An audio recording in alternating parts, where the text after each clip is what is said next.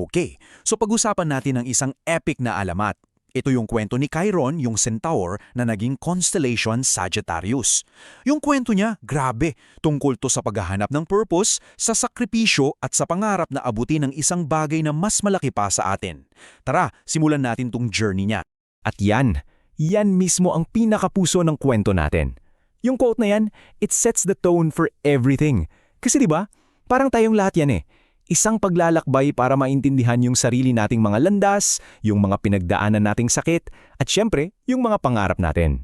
So sino nga ba itong si Chiron? Dito na natin siya makikilala. Kakaiba siya, isang centaur na parang laging nahahati sa dalawang magkaibang mundo, dalawang magkaibang pagkatao. Dito magsisimula yung pinakamalaki niyang laban, yung laban sa loob mismo ng sarili niya. Okay, so tingnan nyo to. Ito yung dilema ni Chiron. Sa isang banda, andyan yung pagiging hayop niya, yung instinct, yung pagiging wild. Sa kabilang banda naman, andyan yung pagiging tao niya, yung talino, yung pangarap na tuminggala sa mga bituin. Yung mga kauri niya, puro lang sila sa gulo, sa laban. Pero si Chiron, iba siya. Mas pinili niyang tumingin sa taas, sa kalangitan. At 'di ba parang medyo familiar yan sa atin, yung pagpili sa pagitan ng gusto lang nating gawin at kung ano yung mas mataas nating pangarap. At dahil nga sa conflict na yon sa loob niya, umalis si Chiron. Iniwan niya yung tahanan niya para hanapin ang sarili niyang daan. At dito na magsisimula yung a series of trials, ika nga. Mga pagsubok na siyang huhubog sa kung sino talaga siya. So, paano siya nahubog? Tatlong malalaging pagsubok. Una, hinarap niya mismo yung Diyos na si Jupiter. Imagine that. Biglang lumawak yung pananaw niya from a small valley to the entire cosmos. Pangalawa, tinuwid niya yung ilog ng pag-aalinlangan. Dito niya sinigaw sa sarili niya hindi ako ang nakaraan ko. Ang powerful, di ba? At pangatlo, sa gitna ng isang bulkan, pinag-isa niya yung tatlong banal na pana, karunungan, katapatan at kinabukasan para mabuo yung tinawag na pana ng liwanag. Ito na yung bago niyang destiny. Okay, so dito na tayo sa major turning point ng kwento niya. Isang pangyayari na babago sa lahat. Yung paghahanap niya ng kaalaman, mag-iiba ng direksyon. Hindi na sa labas, kundi sa loob. At mangyayari to dahil sa isang matinding pagdurusa.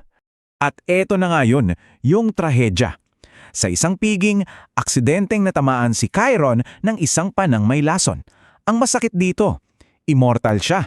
So hindi siya pwedeng mamatay pero yung lason nagdulot sa kanya ng sakit na walang katapusan, walang lunas. Pero alam nyo, dito nag-iba ang lahat. Yung sugat niya, hindi na lang siya basta sugat. Naging source ito ng empathy. Dahil sa palagi ang sakit na nararamdaman niya, naintindihan niya yung paghihirap ng lahat ng mortal. Yung mataas na karunungan niya, naging malalim na paggalinga. Parang sinasabi na, minsan, yung pinakamasakit na pinagdadaanan natin, yun pala yung magbibigay sa atin ng pinakamalaking lakas at pangungusa. So, malapit na tayo sa dulo ng paglalakbay niya. At magtatapos ito sa isang final act, isang gawain na sobrang selfless na siyang magbibigay ng final na kahulugan sa buong buhay niya at sa iiwanan niyang legacy. At ito yung choice niya. Ang cosmic exchange. Kumbaga, anong inilay ni Chiron?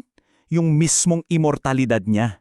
Kapalit ng ng kalayaan ni Prometheus, yung Titan na parang walang katapusan ang parusa. Wow. Ibibigay niya yung pagiging walang kamatayan niya para lang mapalaya ang iba. At dito natin makikita yung totoong meaning ng kalayaan, di ba? Sabi nga, ang tunay na kalayaan, yung kaya mong isuko ang lahat para sa iba. Ito na yung peak ng journey ni Chiron. Mula sa pag-focus sa sarili, ngayon para na sa iba yung ginagawa niya. Pinakita niya na yung ultimate freedom ay yung pag-let go. At ngayon, aabot na tayo sa huling kabanata.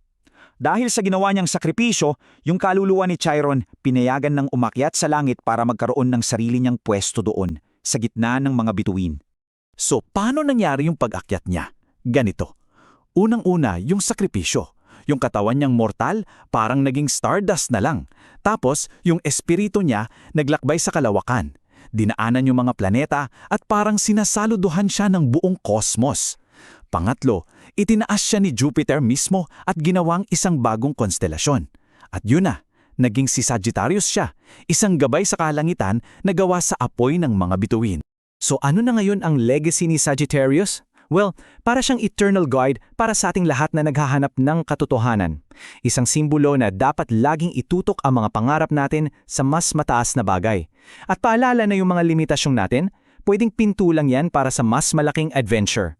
At take note, yung pana niya nakaturo mismo sa gitna ng galaxy natin, sa puso ng Milky Way. At dito, sa dulo ng lahat, ibinabalik sa atin ng alamat yung tanong. Okay, nakita natin yung epic journey ni Chiron. Pero paano naman yung sa atin? Saan nakatutok yung pana mo?